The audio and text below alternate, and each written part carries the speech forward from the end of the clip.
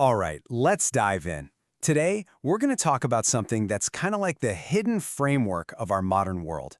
It's this powerful, unseen engine that's driving literally everything, from the skyscrapers that shape our cities to the tech powering our green future. Let's get into it.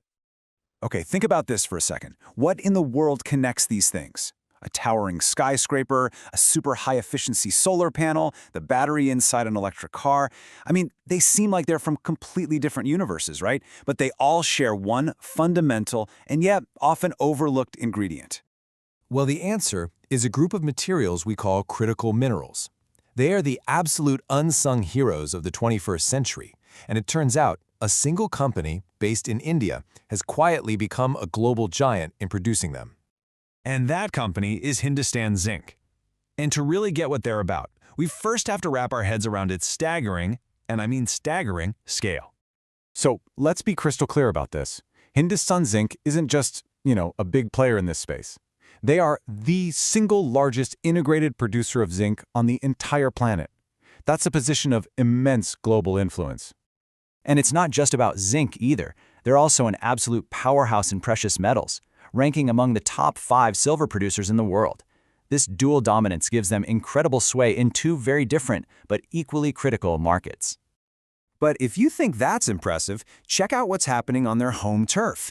Within India, they command a mind-blowing 77% of the primary zinc market. Look, that's not just market leadership. That's practically owning the market.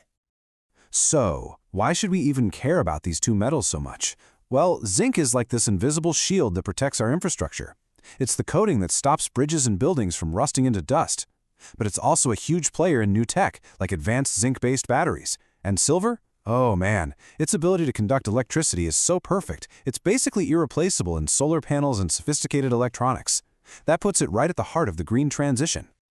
Now, when a company is that dominant, you'd expect their finances to look pretty good, right? And for Hindustan Zinc, you'd be absolutely correct. If you look at their financials, you see a really clear story of resilience. There's a strong growth trend, a bit of a dip there in the 2023-24 fiscal year, but then, wow, an impressive rebound.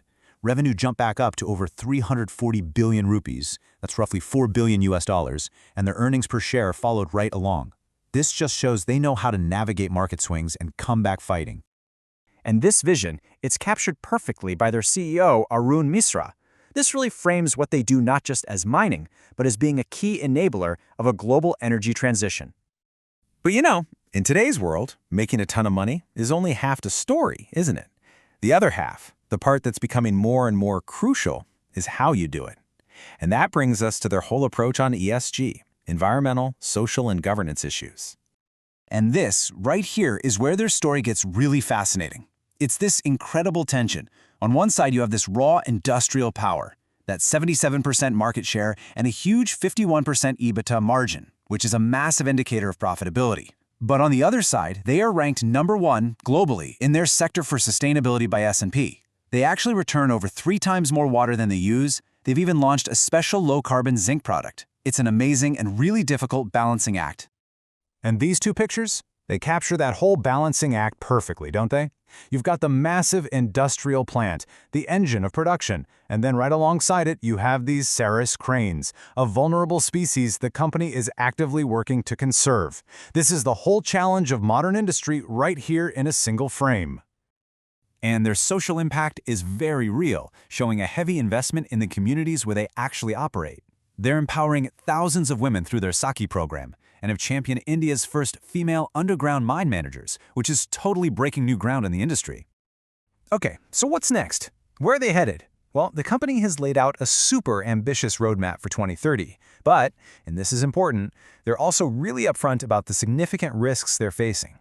And when I say ambitious, I mean really ambitious.